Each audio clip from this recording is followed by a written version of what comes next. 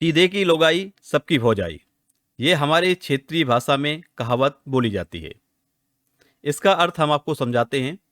यदि कोई व्यक्ति सीधा है, पहले तो आपको बता दें कि हमारे क्षेत्र में भाभी से मजाक करना एक परंपरा है। तो इस कहावत का अर्थ ये होता है कि यदि आपकी सिधाई है, आपके अंदर आप ज़्यादा तेज नहीं हैं, तो आपकी पत्नी को हर कोई भौजाई यानी भाभी कह के बुलाएगा, और भाभी कह के बुलाएगा, वहाँ पे सभी लोग उस रिश्ते के अनुसार मजाक करेंगे।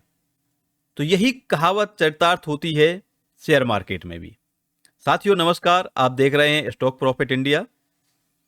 यदि आप चैनल में पहली बार आए हैं तो चैनल जरूर सब्सक्राइब करें, और इस वीडियो को देखने से पहले हमने एक वीडियो ऑलरेडी आप लोगों के साथ शेयर किया है। उस वीडियो में हमने उन हर पहलुओं को कवर किया है। एफआई की कितनी ताकत है, म्यूचुअल फंड के पास एफआई को टक्कर देने के लिए कितना धन है, रिटेलर की क्या स्थिति है, मार्केट क्यों गिरा, किस नियम से गिरा, किस नियम के तहत मार्केट को सुधारा जा सकता है। तो वहाँ पे हमने सारी चीज़ों को कवर किया है। तो आप वो वीडियो ज़रूर देख लें यदि आप शेयर बाजार में सीरियसली काम करते हैं। तो चलिए आज का वीडियो स्टार्ट करते हैं, और आज का वीडियो हम उसी वीडियो का सेकंड हिस्सा मान के चलते हैं। तो वहाँ पे हमने सारे डाटा आपके सामने रखे थे। अब हम आपको बताते हैं, वहाँ पे हमने म्यूचुअल फंड और एफआई के बारे में ज़्यादा बात की थी। इस वीडियो में हम रिटेलर के लिए ज़्यादा बात करेंगे। रिटेलर भाइयों को एक गुरु मंत्र दे दें कि यदि आपको बाजार में लंबा टिकना है तो आप एक चीज़ हमेशा याद रखें, गार्ड बांध लें कि इमोशन को बाजार से दूर रखें। जो डाटा आपको कह रहा है आप वही डिसीजन लें। यदि डाटा नेगेटिव है तो आपको नेगेटिव साइड जाना है, डाटा पॉजिटिव है तो आपको पॉजिटिव साइड जाना है। आपके इमोशन यदि बीच में आ गए तो आप ज़्यादा दिन मार्केट में नहीं टिक पाएंगे, और यही कहानी होती है ज़्यादातर रिटेलर साथियों के साथ। तो रिटेलर हमेशा मात खाता है एफआई और डीआई के बीच में। एक कहावत आपने और सुनी होगी, दो पाटन के बीच में साबूत बचा न कोई। तो वही कहानी यहाँ पे रिटेलर की होती है। ये दो पार्ट होते हैं, एफआई और डीआई। इसको हम आपको समझाते हैं कि ये कैसे काम करते हैं। आपके सामने ये डाटा है, और इसमें आप देख रहे हैं कि 14 नवंबर को एफआई ने 1849, मान लेते हैं 1850 करोड़ रुपए की बिकवाली की। डीआई ने 2500 करोड़ के आसपास की खरीदारी की। तो ये बताइए कि एफआई ने बिकवाली जब 1850 करोड़ की है तो 2500 करोड़ रुपए की खरीदारी डीआई ने कैसे कर ली। ये माल किसने बेचा अतिरिक्त जो डीआई ने खरीदा? तो ये माल बेचा है रिटेलर ने। रिटेलर ने यहाँ पे लगभग 6500 करोड़ रुपए का माल डर के कारण बेच दिया। मार्केट का ये नियम है, ये आप भी जानते हैं कि यहाँ पे दो बड़े खिलाड़ी हैं। पहला खिलाड़ी एफआई और दूसरा खिलाड़ी है डीआई। इन दोनों के बीच में हमेशा रिटेलर पिसता रहा है, और वो काम कभी रुकने वाला नहीं है। तो यहाँ पे जब एफआई बिकवाली करता है तो डीआई वहाँ पे खरीदारी करता है, और जब डीआई खरीदारी करता है तो एफआई बिकवाली करता है। ये मार्केट का हिस्सा है। इसमें हमेशा घाटे का सौदा रहता है रिटेलर का। रिटेलर के अंदर ये दोनों मिलके एक डर पैदा करते हैं, और वो डर ही है जो रिटेलर के हाथ से माल छीनता है। तो आपको हमने ये डेटा समझाने की कोशिश की कि 14 नवंबर को जब 1850 करोड़ रुपए की बिकवाली एफआई ने की तो 2500 करोड़ रुपए की खरीदारी डीआई कैसे कर लेता है। यानी कि यहाँ पे स्पष्ट तौर पे देखा जा रहा है कि रिटेलर डर के मारे जो अपनी पोजीशन बनाए हुए थे, अच्छे शेयर में बैठे थे, उन शेयरों से भी निकलना शुरू कर दिए, और यही एफआई और डीआई चाहते हैं। 13 नवंबर का आप डेटा देखिए, यहाँ पे 2500 करोड़ की बिकवाली की गई की तरफ से 6100 करोड़ रुपए की खरीदारी की गई। इसमें होता क्या है कि सुबह जैसे ही 13 तारीख को मार्केट खुलता है, आप निफ्टी 50 में एक भारी गिरावट देखते हैं। और जब निफ्टी 50 को ही यहाँ पे रिटेलर जो साथी हैं वो एक सब कुछ मानते हैं, मार्केट का सब कुछ यानी पूरा सार निफ्टी 50 में होता है। तो निफ्टी 50 में जब गिरावट देखी तो वहाँ एक डर जनरेट होता है। उस डर के कारण रिटेलर जो अच्छे स्टॉक में बैठे थे उन स्टॉक को भी सेल करना स्टार्ट कर देते हैं। और वही काम डीआई बहुत दिनों से इंतजार कर रहा था। वो दिन कब आएगा जब एफआई बिकवाली कम करेंगे और बिकवाली करें रिटेलर, क्योंकि यहाँ पे दोनों का मकसद, चाहे वो एफआई हो या डीआई हो, दोनों का एक ही मकसद है, रिटेलर के हाथों से माल छीनना। वो नहीं चाहते कि रिटेलर कभी मुनाफे का सौदा करे। तो वो कहानी यहाँ पे डीआई ने पूरी कर दी। डीआई ने दवा के माल उठाया 13 नवंबर को और दवा के माल बेचा रिटेलर ने। आप यहाँ पे देख सकते हैं कि यदि 2500 करोड़ माइनस कर दें 6100 करोड़ में, तो जो फिगर निकल के आएगा वो 3600 करोड़ रुपए का आएगा। तो ये जो 3600 करोड़ की बिकवाली हुई वो रिटेलर की तरफ से हुई और रिटेलर यहाँ पे फिर से मात खा गया। ये डाटा है जो आपको चीख चीख के कह रहा है कि यहाँ पे रिटेलर को संभलने की ज़रूरत है। आप देख सकते हैं कि 2022 में भी लगातार कई महीनों तक एफआई ने बिकवाली की थी और उसी दौरान डीआई ने यहाँ पे दवा के माल उठाया था। तो क्या एफआई की बिकवाली से वापस इस मार्केट में एफआई नहीं आया? क्या एफआई ने दोबारा यहाँ पे खरीदारी स्टार्ट नहीं की? क्या मार्केट वहाँ से तेज नहीं हुआ? सब कुछ हुआ, आप भी जानते हैं इस चीज़ को। और यहाँ पे आप देख सकते हैं कि जब जब भी डीआई ने बिकवाली की है तो वो खरीदारी की है एफआई ने। यानी रिटेलर को वो कभी नहीं चाहते कि रिटेलर सस्ते दामों में माल उठाए और महंगे दामों में माल बेचे। तो हमारे समझाने का मकसद सिर्फ यही है कि यदि आप अच्छे स्टॉक में बैठे हुए हैं, अच्छे स्टॉक में निवेश किए हुए हैं, जो फंडामेंटल स्ट्रॉन्ग स्टॉक हैं, वो फंडामेंटल स्ट्रॉन्ग स्टॉक कैसे निकाले जाते हैं उसके लिए भी हम वीडियो बनाने की कोशिश करते हैं कि आपको इस समय, जबकि मार्केट गिरा हुआ है, मार्केट सस्ता है, इस समय आप कौन कौन से स्टॉक यहाँ पे उठा सकते हैं, उन सब के लिए फंडामेंटल में क्या क्या देखने की ज़रूरत होती है और लेवल कैसे देखे जाते हैं। तो हमारा तो यही कहना है कि ये मार्केट आपको मौका दे रहा है और ऐसे समय पे जो भी निवेश करेगा, जो ऑलरेडी निवेश कर चुका है उसके लिए तो हम कुछ नहीं कह सकते, लेकिन जो इस समय निवेश करने के बारे में सोच रहा है उसके लिए बहुत ज़रूरी है कि वो ऐसे स्टॉक निकाले, शॉर्ट लिस्ट करे जो कि फंडामेंटल स्ट्रॉन्ग हो, वहाँ पे अपना निवेश जारी रखें और निवेश को आप कई टुकड़ों में बांट दें। पूरा पैसा एक साथ ना लगाएं, क्योंकि ये किसी को पता नहीं है कि मार्केट यहाँ से और कितना गिर सकता है। हमारी जो संभावनाएं हैं उसके हिसाब से जो मार्केट में एक न्यूज़ चल रही थी कि सारा पैसा चीन की तरफ जा रहा है, पैसा चीन की तरफ नहीं जा रहा है।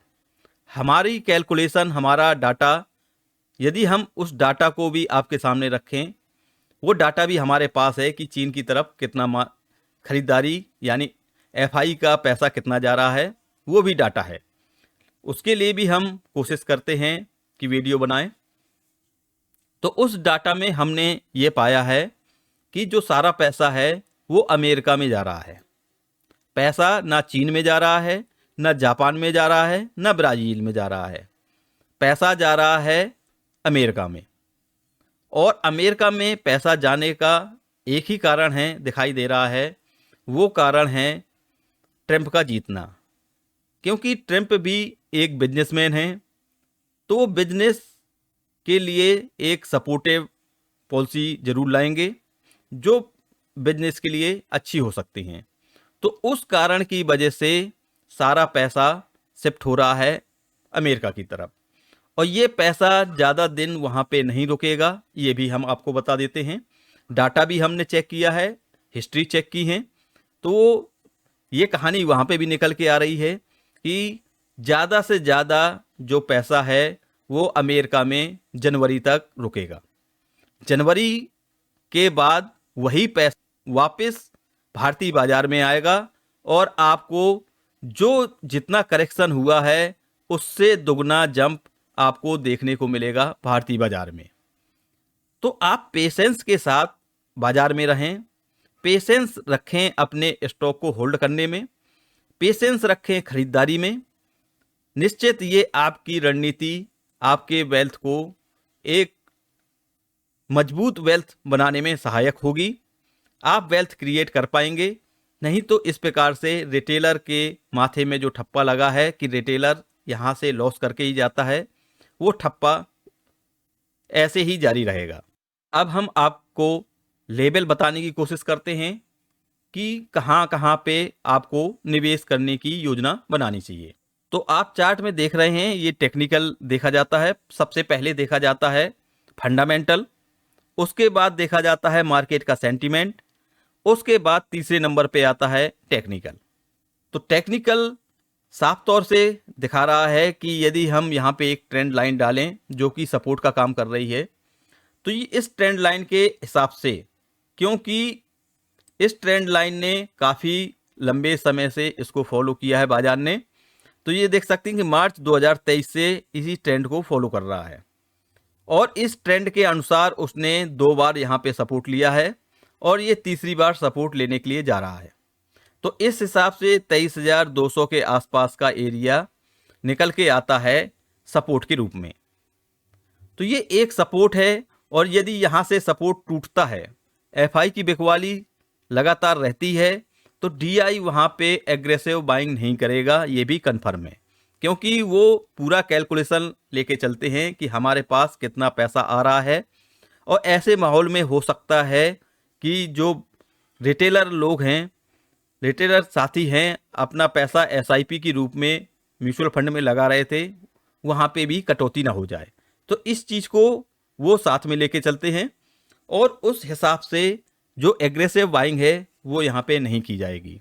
यानी यहाँ पे डीआई की तरफ से मार्केट गिरने दिया जाएगा और वो अच्छे लेवल का वेट करेंगे मार्केट में निवेश करने के लिए, क्योंकि उन्हें अपने म्यूचुअल फंड का रिटर्न भी शो करना है पब्लिक के बीच में कि हमारा म्यूचुअल फंड हाउस इतना रिटर्न जनरेट कर रहा है, तभी आप उसकी तरफ आकर्षित होंगे और वहाँ पैसा लगाएंगे। अब इसमें चार्ट में तो यहाँ पे निफ्टी 50 के लिए पहला लेवल 23,200 का दिख रहा है और उसके बाद जो दूसरा लेवल निकल के आएगा वो 21,300 के लगभग का लेवल निकल के आएगा। वहाँ तक की संभावनाएं बन रही हैं इंडेक्स के अनुसार। तो आपकी पहली बाइंग 23,200 जब मार्केट आए तो वहाँ पे कुछ पैसा यहाँ पे निवेश करना बनता है। उसके बाद आपको इंतज़ार करना है और वो इंतज़ार करना है आपको 21,400 के आसपास का।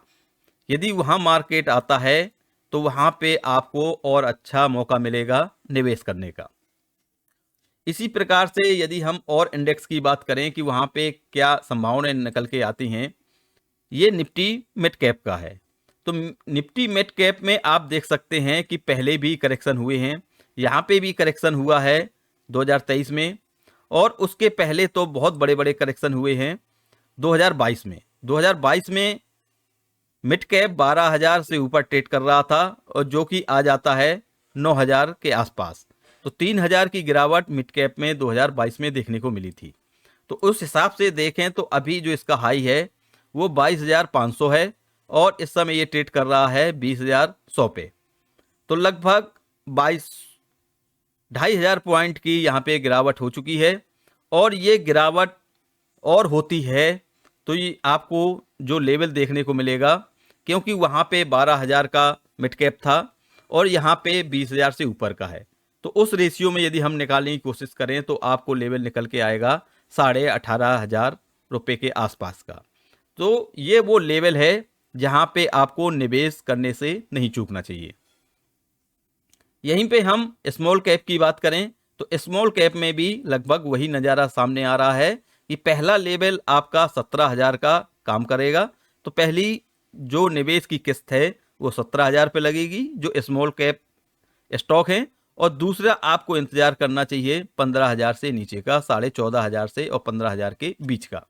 वहां पे आता है आप पेशेंस के साथ अपने पैसे को भी होल्ड करें, पेशेंस के साथ अपने स्टॉक को होल्ड करें।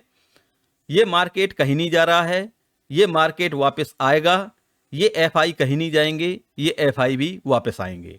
बात है केवल समय की। जिसने मार्केट में समय दिया है, पेशेंस के साथ अपने स्टॉक में बने रहे हैं, उन्होंने वेल्थ जरूर क्रिएट की है। तो हमने आज इस वीडियो में सब कुछ समझाया कि आपको किस रणनीति के तहत इस बाजार में रहना है, किस रणनीति के तहत पेशेंस रखना है, और आपको कहां कहां किस लेवल पे बाइंग स्टार्ट कर देनी चाहिए। सिर्फ एक ही मकसद है कि हम रिटेलर को स्मार्ट इन्वेस्टर बना सकें। तो इन्हीं कामनाओं के साथ हम इस वीडियो को यहीं एंड करते हैं और मिलते हैं नेक्स्ट वीडियो में। तब तक आप इन दोनों वीडियो को, इस वीडियो को, इससे पहले हमने जो वीडियो आपके साथ शेयर किया है, इन दोनों वीडियो को ज़्यादा से ज़्यादा शेयर करें कि हमारे ज़्यादा रिटेलर साथी इसका लाभ उठा सकें और वो डाटा को समझ सकें कि डाटा क्या कह रहा है। अपने इमोशन को दूर रखें इस बाजार से। तो मिलते हैं नेक्स्ट वीडियो में न्यू इन्फॉर्मेशन के साथ। तब तक के लिए बाय बाय, टेक केयर।